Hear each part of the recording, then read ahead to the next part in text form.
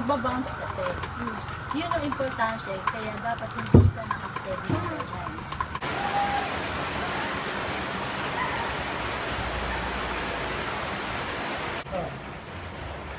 Hindi ko alam kung paano magagawa, pero pumunta ng kawayan, tapos batasan mo, tapos nilagyan mo ng crack dito, nilagyan mo ng lama, tapos marunong kang gumawa ng ring, tapos yan, pinagtog mo.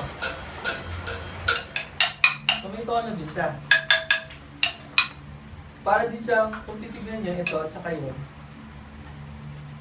yung gabang, yung aking kandungan, naka, ganyan, tapos dito, nakapatong yung, ito.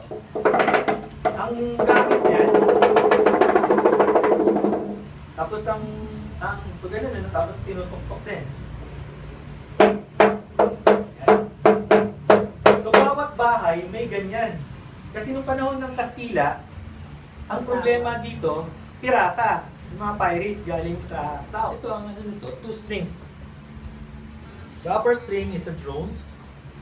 Lower string, ito yung may frets. So yung nasa baba, yun yung may melody. So usually ang stroke niya, puro up lang halos.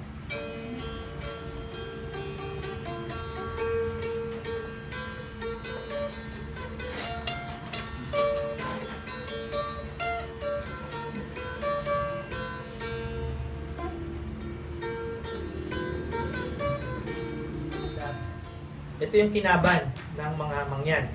So may sulat siya. So ang gamit din niya, ayun, sa context ng, ang alam kong context yung sa,